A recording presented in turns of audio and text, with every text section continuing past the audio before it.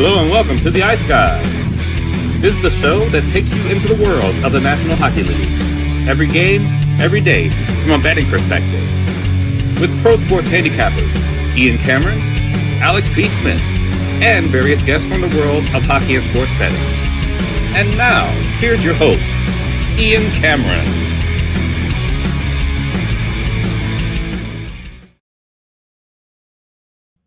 Welcome to the Ice Guys. Wednesday, January 8th, Ian Cameron. Solo today. Alex is getting some maintenance done in his apartment. He'll be back tomorrow.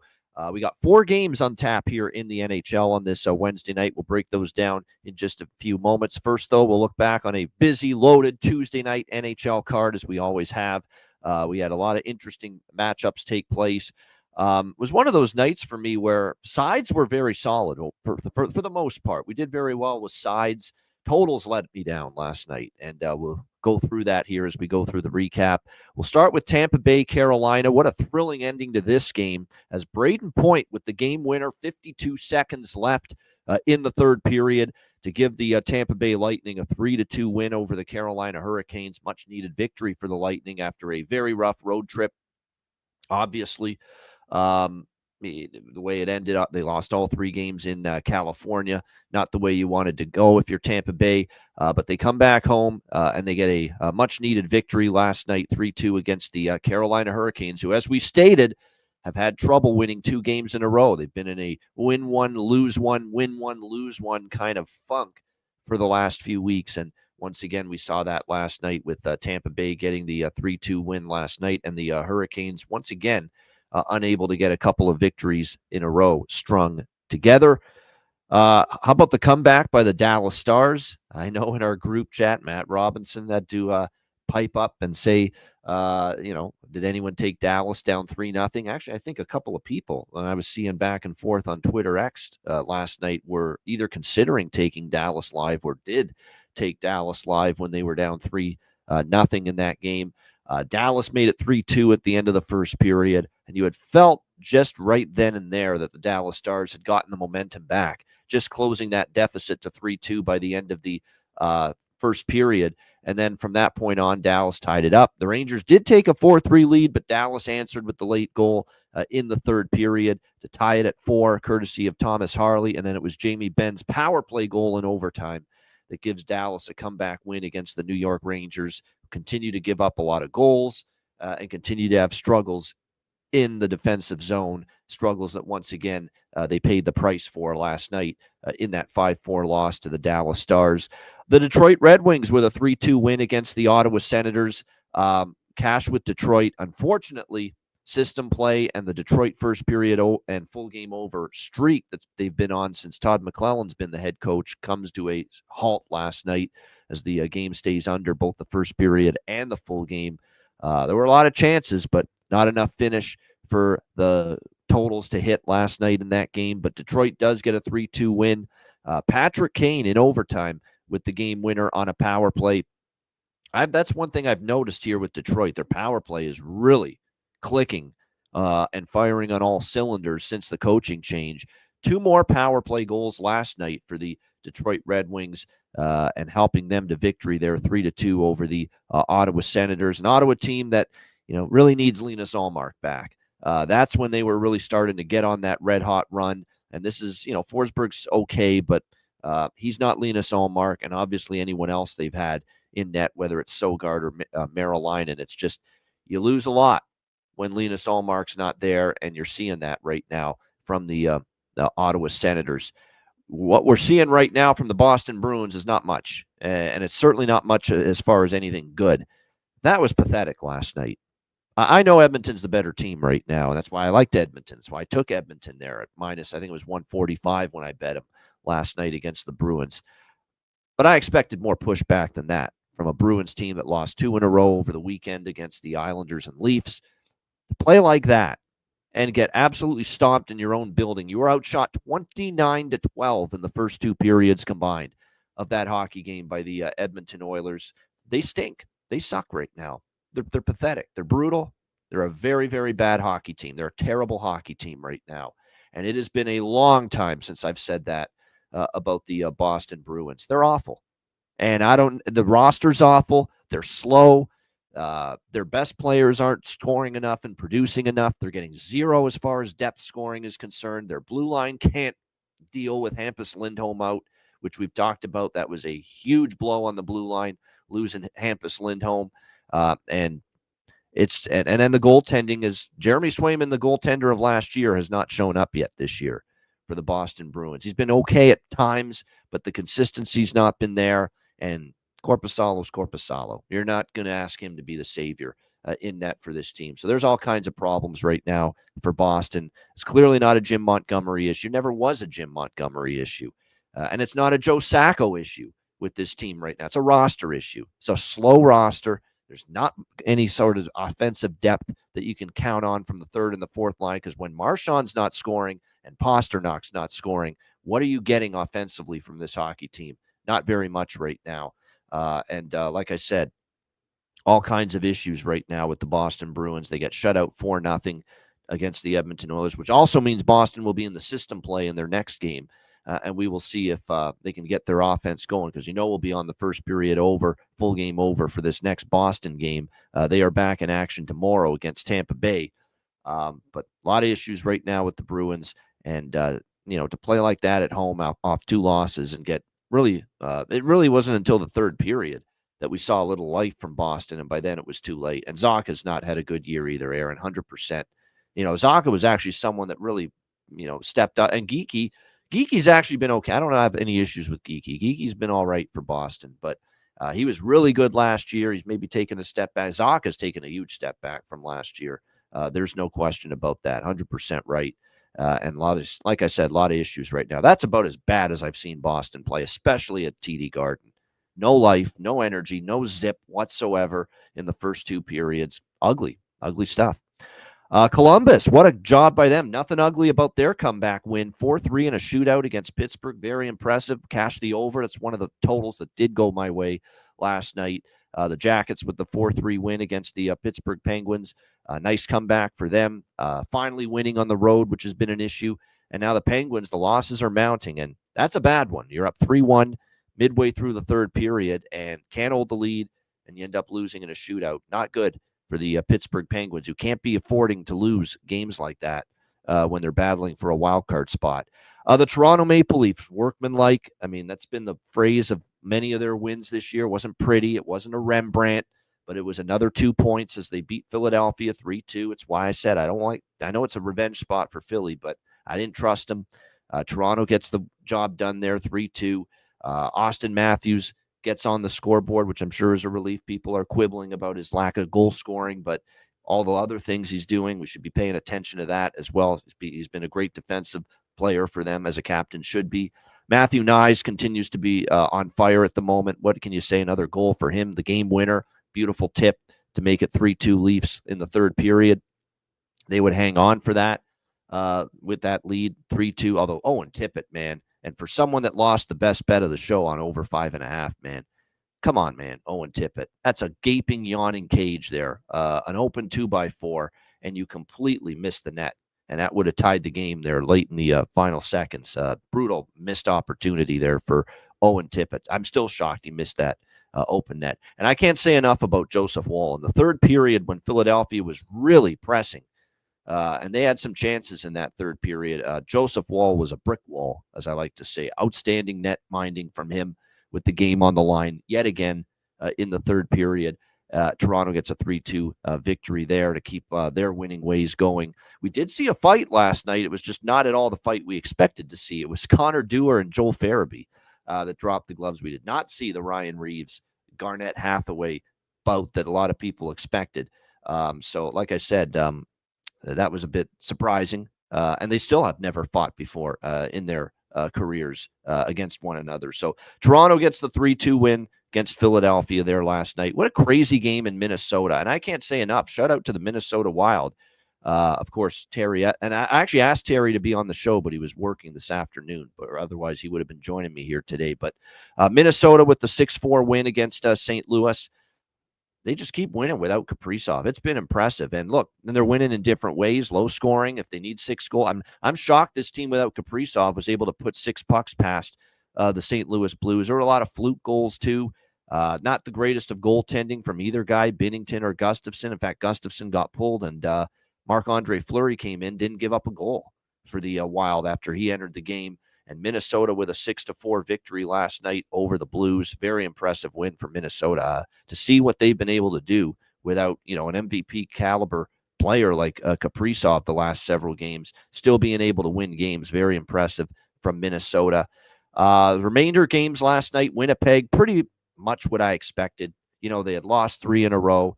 They had beaten Nashville 3-0 recently here in Winnipeg, and they get a 5-2 win over Nashville last night. It was a very good spot for the Jets. I thought so.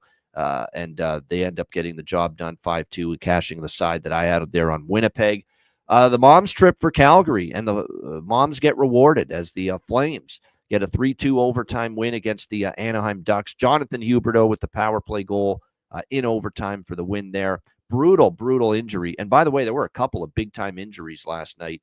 Josh Morrissey for Winnipeg, very, very concerned about that. We'll have to see, the severity, but, initial look was, he could be someone that's going to miss some time with that injury. We'll have to wait and see on that. But like I said, and then Connor Zary with a knee-on-knee collision with Drew Helleson last night of Anaheim. Not what you want to see, obviously. And we'll see if Connor Zary, but again, another type of injury where it looked like just on the live look that he might be missing some significant time. And Vegas with the 4-2 win against San Jose last night. And I've got to say it one more time. The first period Georgiev fade continues to be just gold, absolute gold. The record now is just, every time I say it, I'm shocked. I shouldn't be surprised anymore with all the times I've mentioned this record, this statistic, but 1-20-4. The record in the first period for teams with Alexander Georgiev starting in net. That's Colorado and San Jose combined this season. 1 win, 20 losses, 4 pushes for those two teams in the first period this season when they've had Georgiev starting for them in net. One of the craziest, damnedest NHL stats you'll ever see. And last night, bang, bang, 2-0 Vegas after the first period. That's now something like when it's at the position it's at now, 1-20-4, 1-20-4. This is now going to be, every time I see Alexander Georgiev confirmed in net for San Jose, this is going to be opponent first period puck line, opponent first period team total over until further notice. Simple as that. Not even an issue. Not even a second thought. That's what we're rocking with moving forward. Game in, game out. When we see Georgiev in net, give me the other team, puck line first period, give me the other team total over in the first period. Simple as that. That's what we're doing moving forward because this is game in and game out. These teams are getting buried in the opening period and falling behind because this guy can't make a key early save in the game. And it happened again. Last night, obviously, for the San Jose Sharks against the Vegas Golden Knights with Georgiev in net. The problem is, I don't know how many more times we're going to get Georgiev in net because I think the more we see nights like that for him with San Jose, the more Ryan Warsofsky, the young coach, is going to say, let's keep Yaroslav Askarov and his number of starts climbing for this hockey team. So, like I said, it's at the point now where it's just almost auto bet. Every time Georgiev's in net, and we saw it again last night. But a nice 4-2 win for Vegas. Stone, Whitecloud, Olofsson got a power play goal, and Hurdle put it away into the empty net. So 4-2 Vegas getting the win again. The only thing I'm upset about with that fell short, but we cashed everything else there in that one. All right, let's get to tonight's action.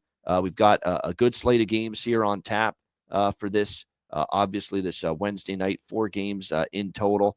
All right, let me just make sure the color was a little off on the graphics. Okay, I think we're good now.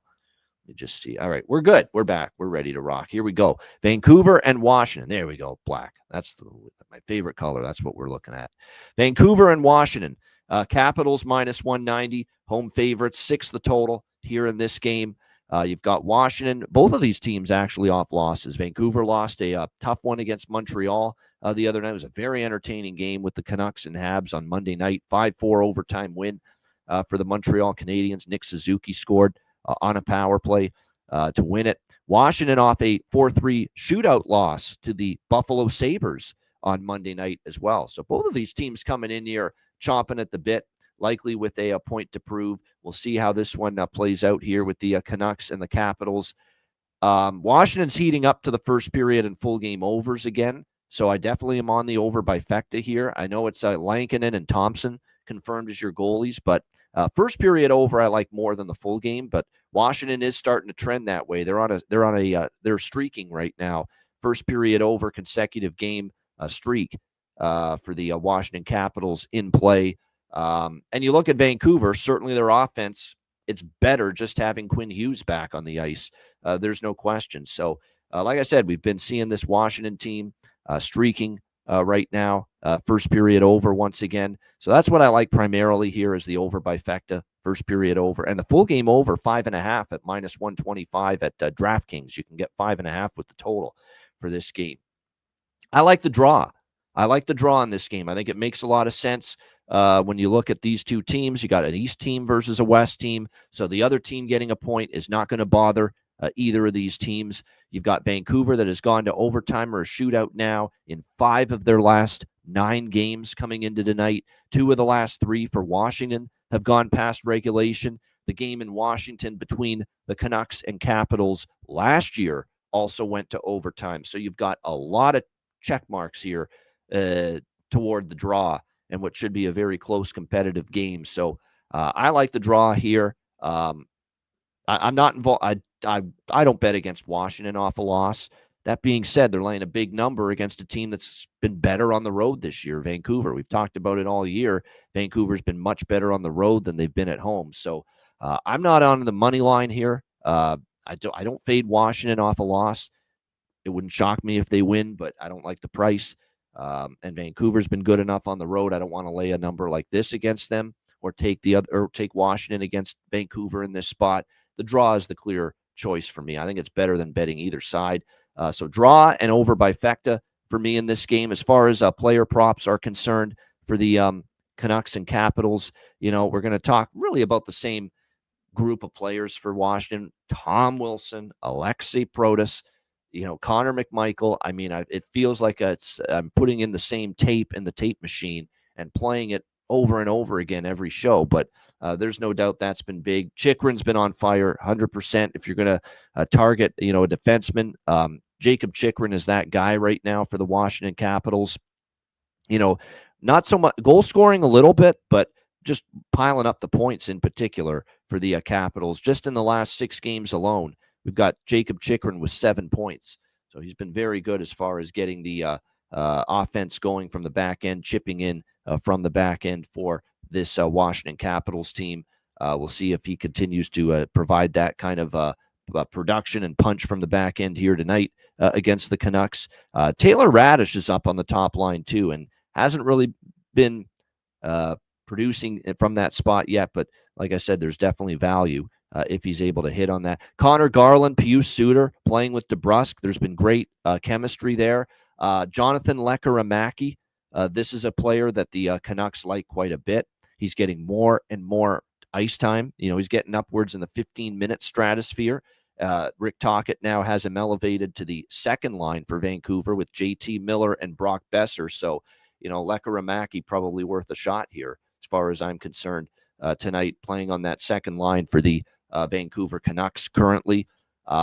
Jacob Vrana, good point. Jacob Vrana is one of those players. He's lying in the weeds half the time, but when you start to see, although I don't know if he's in tonight. Let me just do a double check on that. I don't know if he will be. I don't think so at the moment, but things could change. We'll see. But yeah, McMichael, PLD assist, people noting that that's been a good bet lately. But Protas for me, Wilson, those are the ones I'm really interested in, especially McMichael as well for Vancouver. Suter, Garland, and I think Lekkerimäki's, and he scored against Montreal as well on Monday night. And like I said, I think Rick Tocchet's starting to give him more opportunity. I'm apparently, I wasn't sure if this game was going to get postponed. I know they were talking about it, but it does appear that the Flames and the Kings game has been postponed for tonight. There will not be a Calgary versus Los Angeles game. I'm surprised there's people asking why that is. I mean, you must have your head in the sand or something. I haven't heard it, but my goodness, yes, it's been all over the news. I mean, devastating, just tragic. Wildfires just raging out of control in Los Angeles and throughout the state of California. It is a scary scene. It is horrifying, and a good time to just wish everyone there, my gosh, thoughts, prayers, well wishes, Godspeed. Hope you can reclaim your homes after, at least some of you will. I mean, some people have already lost their homes, like their family homes are just completely in shambles with these just devastating fires that have just been very difficult for the local FD people to tame.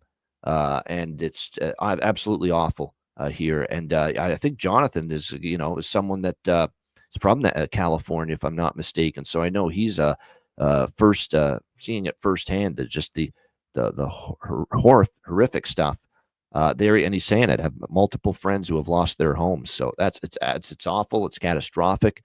It's a no-brainer, in my opinion, to cancel this hockey game and postpone this hockey game. We've got more important things to worry about and focus on, and these devastated people and these lives that have just been completely uprooted, and with this just this devastation of their homes just gone because of these fires. I mean, it's just, I couldn't even imagine it. It's horrifying. And all I can say is our thoughts, our prayers, our well wishes, and we hope that it's one thing. It's horrible enough that people are losing their homes, but we don't want to hear about people losing their lives either, and perishing from this. So it's both ends of it. It's the devastation of your home and the place that that it's basically your sanctuary. People, that's how you got to look at it. It's your home. That's where you live. That's where you basically put down your roots. And like I said, I couldn't imagine if that were me. If I'm trying to put myself in their shoes, if that were me and this place is all of a sudden gone, I really don't know what I'd do. Like I said, it's awful. And like I said, we hope that everyone gets through that in LA and California. Like I said, it's a terrible scene. And like I said, it's the right call, 100%, not to go through with this Flames and Kings game. Not a good night, by the way, for a team to be called the Flames, by the way, playing in LA. Not good at all to have that. Bad timing for Calgary, of all teams, to be playing there tonight. But that game is not going to be taking place. And like I said, you hope for the best for everyone on the West Coast there. All right, let's turn our attention to Colorado and Chicago. Next up, we've got Colorado minus 230, road favorites, 6.5 being the total here in this game. We have a goaltender making his NHL debut here for the Colorado Avalanche.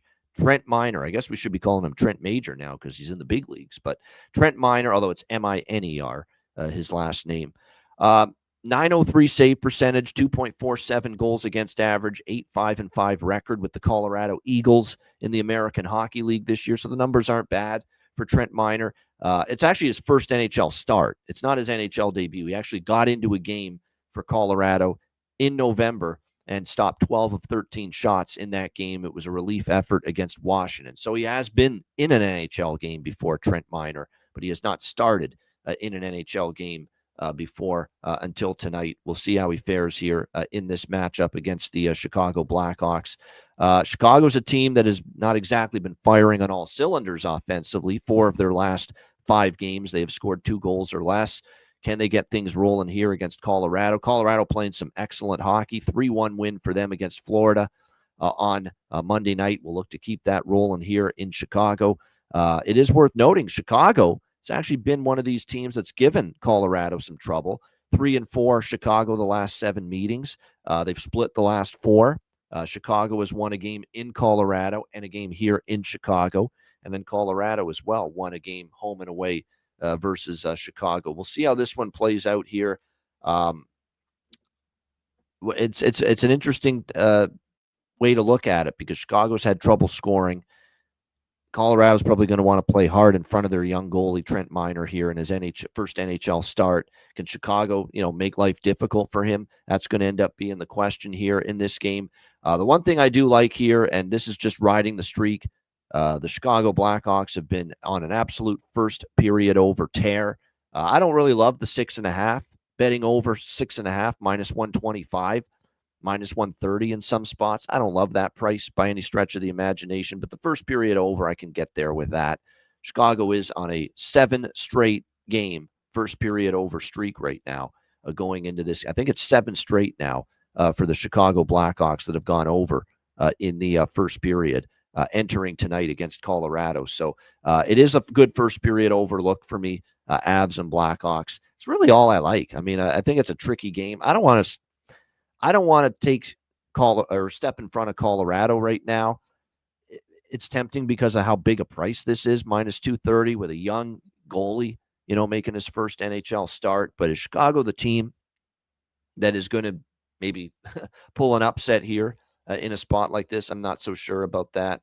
Like I said, I think early in the game, we could see a couple of goals, and Chicago certainly has been on that kind of a tear. So first period, I like. That's about it. I don't trust Chicago fully either. Even though they're coming off, they're like the 6-2 loss to the Rangers was alarming to me because of the way the Rangers have been obviously playing of late. They had that rally the troops effort for one measly game against Montreal when Davidson went in there and read the team the riot act after the Winter Classic, and they couldn't follow it up. And it's like, what good is it, having all those the remarks after the Montreal win that now we're going to get back to playing like we should, and then you lay the egg you did, against the New York Rangers. So it's difficult to have a boatload of confidence right now in Chicago. So really for me, just the first period over is of interest here in this one. And then as far as the props go for this game, as far as that goes, I mean, for Chicago, it's not been easy for them to score goals. That's 100% true. I like the Colton line, like I've talked about for Colorado.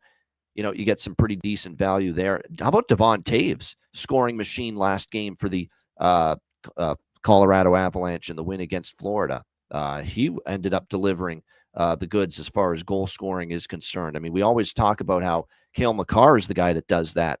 Every once in a while, you see Devon Taves saying, hey, don't sleep on me, being able to do that. So, like I said, it's going to be interesting to see how this one plays out. I would no way take Colorado at this price, but I don't know if I have the faith enough in Chicago either. All right, to take them. All right, next up, we've got Florida and Utah.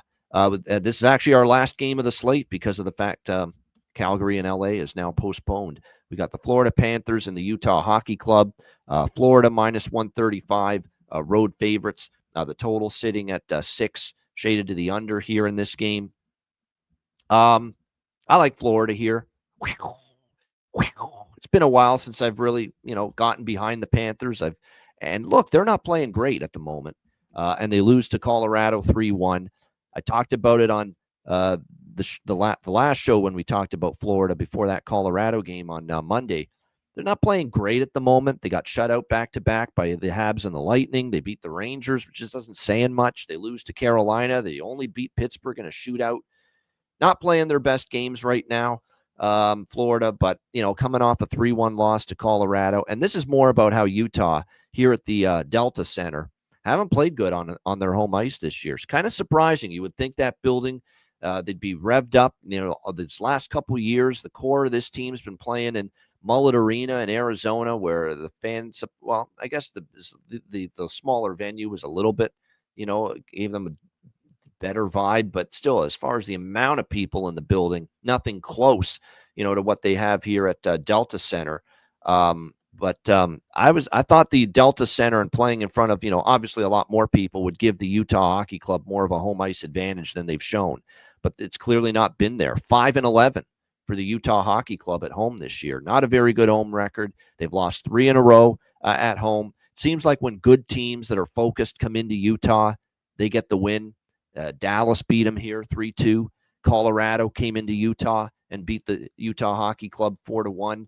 So, now you got Florida coming off a loss to Colorado in that same spot where it's a very good hockey team coming in here focused that's capable of beating a team that's not had their best hockey here on home ice. So, yeah, Florida, I'll go with them here, minus 130, minus 135, although that line is starting to take a hike upward as I say that, because I'm starting to see it now jumping to minus 140 and even higher.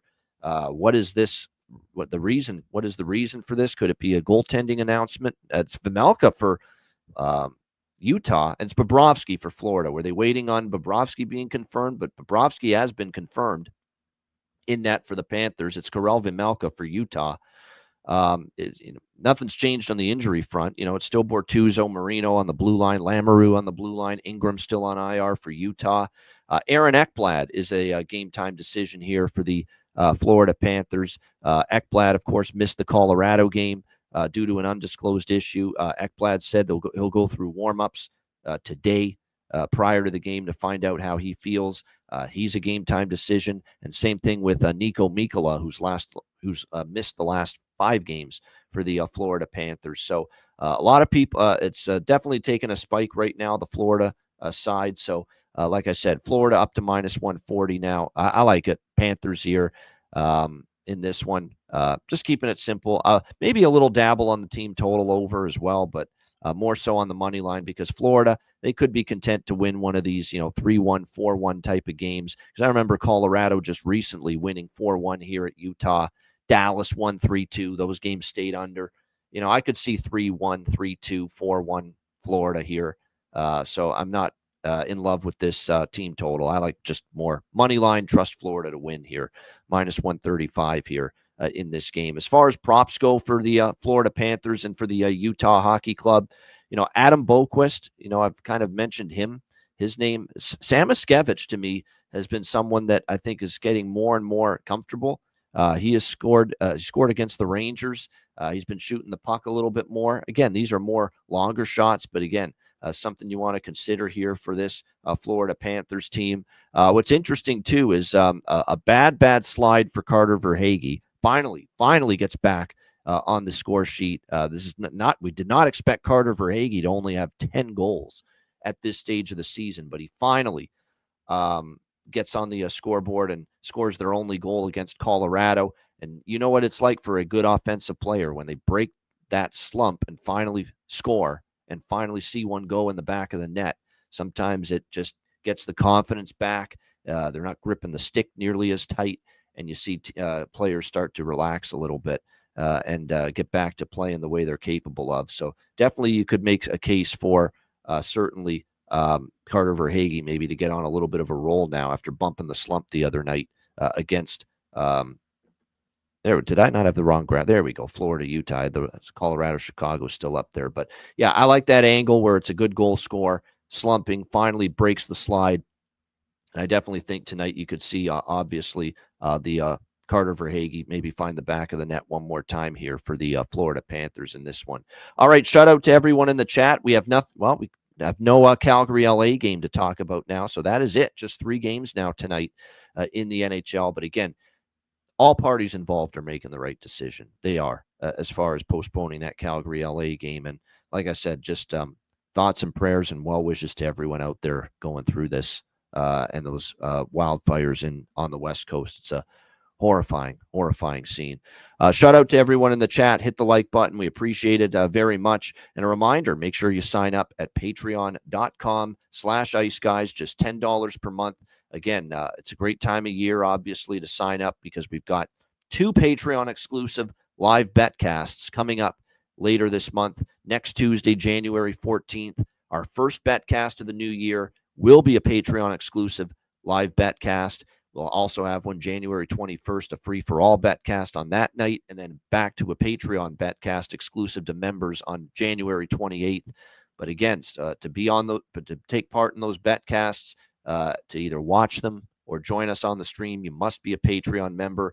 $10 per month. Again, you get our goalie charts, totals charts, our daily betting cards, sides, totals, player props posted each and every day on the Patreon page, and access to the exclusive live betcasts. So make sure you sign up, $10 per month. And again, your subscription goes a long way to supporting the show long term.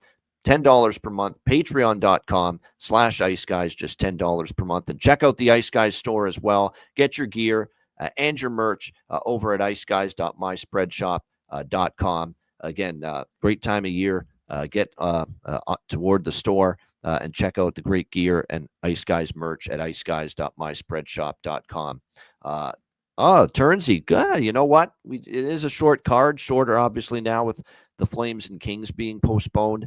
Yeah, futures talk. And what I would say about futures is when you're betting futures at this time of year, early January, you don't want to be betting on the teams that have just gone through the great run. You want to be betting on teams that maybe have cooled off, that you expect maybe can get back on the beam again and start to heat up just a little bit. That's kind of where your target should be. Focus on some of those teams that, maybe have gone through a bit of a slump, but you think, maybe things are going to turn again for them. And those may be the teams that you're interested in as far as Stanley Cup futures right now. At the moment, you're seeing Edmonton, 7-1, Toronto 8-1. This is courtesy of Bet365, Vegas 9-1, New Jersey 10-1, Dallas 11-1, Colorado 12-1, Carolina 12-1, Florida 12-1, Winnipeg 14, Minnesota 14, LA 15, Washington 16, Tampa Bay. I still think Tampa Bay, there's some value at 20-1. They're the one that stands out, in my opinion, as far as value is concerned, 20-1. I know Minnesota's rolling right now, and they've been incredible without Kaprizov, but it's still one of those teams, kind of like a Toronto, where it seems like maybe this is going to be a breakout for them, but I've still got to see more from Minnesota at playoff time because it's always gone downhill for them, and they've been a first-round knockout type of team for so many years. Tampa at 20-1 is where I start getting interesting, 20-1 and lower, with any like Ottawa 40-1, maybe a little interest there. Those are the teams I would start looking at. They've kind of been up and down the last couple of games. St. Louis did just lose to Columbus and Minnesota, but I don't even think it's crazy 75-1, with St. Louis. You mentioned Detroit as far as in the chat, and Turnsey, I think, is a Red Wings fan, but they got to get in first. But 125, I do like the way they've played under Todd McClellan so far. I'd be more interested in just making the playoff type of bet, though, with Detroit, more so than the Cup. Like, let's slow down on the Cup. You can still get plus 600 with Detroit to make the playoffs. I think if you like Detroit to race all the way back and make the playoffs, that's probably a little bit more realistic than Cup futures with them. So Detroit, plus 550, plus 600 to make the playoffs. Yeah, there's going to probably be a slump at some point. And I'm not just talking about lose a couple and then win one, or lose a couple and win two. I'm talking about a 6, 7, 8 game slump for as good as Washington has been. At some point, there's got to be some kind of, speed bump coming along for them. The question is going to be when, because it just really hasn't happened for the Washington Capitals of late at all at this point. 26, 10, and 4. They've been consistent. They've got the same amount of road wins as they have home wins. So, like I said, I think there's going to be some kind of leveling off, not like a falling off the cliff for Washington, because I think their overall body of work, they've been good enough for too long now to say, wow, they're just going to completely crumble. But yeah, there's going to be some kind of probably leveling off here for Washington a little bit. I'm not big on Carolina, but I'll say if you buy into Carolina, this is now a good time to be investing in Carolina, because they've gone through a little swoon here. Like I said, they haven't won 2 games in a row in a long time. They haven't been good on the road lately. And Carolina's price has fallen a little bit. We're now looking at 12-1, on Carolina, as far as Stanley Cup futures are concerned. So definitely more value in Carolina today than 2 weeks ago, or a month ago, or 2 months ago. So that's definitely what I would tell you. If you like Carolina and you still believe in them as far as a team that can make a playoff run, get to the final, maybe even win the Stanley Cup, not bad to go with them now, because they've gone through they're going through a swoon. The prices have dropped just a little bit on Carolina. It's not a bad time to invest in Carolina futures. That is if you believe in them at this point in time. Yeah, but good discussion. Good suggestion there to talk a little futures. We don't get a chance to very often, no doubt. Again, a reminder, speaking of futures, Four Nations Face-Off, we will have shows throughout the Four Nations Face-Off tournament. When the NHL takes its break in February for the Four Nations Face-Off, we will be here for you. We will have Four Nations Face-Off daily game betting previews throughout that tournament here on the Ice Guys show. Same show times and days. It'll still be 2 p.m. Eastern through the week, noon Eastern on weekends. We will have you covered for the Four Nations Face-Off as well coming up next month. Looking forward to that for sure. I know, look, Czechia not being in it's not a true best on best. It's not the most accurate depiction of who's the best hockey country right now because Czechia is not in it. And obviously due to the political shit, Russia's not in it. But at the same point in time, it's going to be fun, and it's still 4 tremendous countries going at it: Canada, USA, Sweden, and Finland. It'll be fun. And it'll just be at least a nice little appetizer and a nice little taste of what we're going to expect, obviously, for the Olympics when the NHL players return to the Winter Olympics to represent their country next year. Great stuff. Shout out to everyone in the chat. Appreciate it. Hit the like button. Thanks for tuning in. Best bets, bargain bin special of the night coming up in just a moment, right after we hear from our great Ice Guy sponsors.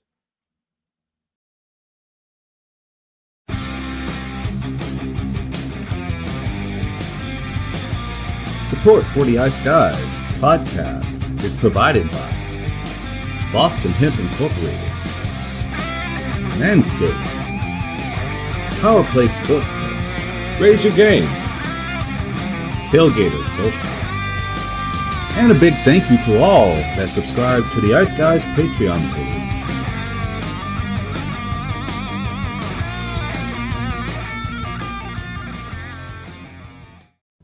Everyone loves a perfect pair. Bacon and eggs. Thunder and lightning. Mario and Luigi. A hot dog with fries. Ian and Alex B. That's right. Everyone loves a perfect pair. So why not pair up your game nights with Boston Hemp? From exotic flower to concentrates and edible products. You'd be hard-pressed to find a better pairing than Boston Hemp and hockey. Check them out today at bostonhempinc.com. That's bostonhempinc.com. Boston Hemp Incorporated, the official smoke sponsor of the Ice Guys. Void where prohibited by law. Not available outside of the United States. Must be 21 or over to obtain products. Check your local regulations to see if Boston Hemp is available in your area. Shout out to all our great sponsors, including Boston Hemp Inc. You can get 20% off all orders on the website using the promo code ICEGUYS at bostonhempinc.com. All right, bargain bin special of the night for this Wednesday card, which is now a 3-game NHL card, because if you missed it moments ago when we mentioned it, the Calgary Flames LA Kings game has been postponed due to the ongoing tragic, wildfire situation going on in LA and in California. So there is no Flames Kings game. So just 3 games tonight now on the NHL docket. And we're going to go to an old friend of mine. He's got 4 goals in the last 4 games. He scored in 3 of the last 4 games. He has goals in back-to-back games for this team. And we have cashed with him already at least once this season with the bargain bin special of the night. And we're going to go back to the well with him here tonight against the Vancouver Canucks. For the Washington Capitals, it's Alexei Protas plus 375 at Bet365. A great price still. I'm shocked it's that high. Plus 375, Alexei Protas for the Washington Capitals. That is going to be my bargain bin special of the night for this Wednesday NHL slate. Best bet for me for this Wednesday NHL slate. Alex isn't here, and I know Alex often would give you a first period over for his best bet. So I'm going to step up for Alex, and I'll give you a first period over for this Wednesday card. We're going to go to Vancouver, Washington. First period over 1.5. I think we'll see 2 goals early. Caps have certainly been trending toward the first period over quite a bit of late. They're on a consecutive game first period over streak. Vancouver with Quinn Hughes back. Certainly they're better offensively with him patrolling the back end, leading them along the blue line. And I definitely think we'll see a couple of goals in the first period. And it's worth noting, too, the game last year between the Canucks and Capitals in Washington, it was a 3-2 win for Vancouver in overtime. The game stayed under. The first period did go over the total, and it was 1-1. And that's another thing I'm going to do tonight in this game. I think this is a great 1-1 correct score first period candidate, in my opinion, here tonight. Correct score first period, 1-1 plus 500 to plus 600 in that range, depending on which book you're looking at. I think very good chance we get both teams maybe finding the back of the net. Turn this into an over trifecta if you want to. Both teams to score first period, I think might be worth a look as well. But that's what we're going to go with here for best bet. Vancouver, Washington, over 1.5, minus 118 in the first period. That is going to be my best bet here for this Wednesday NHL card. Shout out to everyone one more time in the chat. Hit the like button. We appreciate it. And also the BetCast schedule before we say goodbye. 3 straight Tuesdays that we will be on the air with you for an Ice Guys live BetCast. Next Tuesday, January 14th, is going to be our first Ice Guys live BetCast of the new year. That is a Patreon exclusive live BetCast, our first Patreon exclusive live BetCast of the season. Next Tuesday, January 14th, starting at 7 p.m. Eastern. Again, the only way to tune into that BetCast and join us on the stream is to be a Patreon member. So make sure you sign up, $10 per month, patreon.com/Ice Guys. Following Tuesday, January 21st, will be the free public free-for-all BetCast, Tuesday, January 21st, 7 p.m. Eastern. And then we are back on Patreon only with the Patreon exclusive live BetCast on Tuesday, January 28th at 7 p.m. Eastern time. So again, 3 BetCasts here in the month of January. We're looking forward to it. Make sure you join us for those 3. All right, a reminder, the Ice Guys is live 7 days a week, Monday to Friday, 2 p.m. Eastern, Saturday and Sunday, noon Eastern. If you can't watch the show live, download the Ice Guys podcast in audio form on all major podcast platforms, Google Podcasts, Apple Podcasts, Spotify, Stitcher, iHeartRadio, Amazon Music, and more. Download the Ice Guys podcast when you can't watch the show live. I'm Ian Cameron. Have a great Wednesday night. Enjoy the games and good luck. And we will see you again tomorrow on Thursday, 2 p.m. Eastern for another edition of the Ice Guys.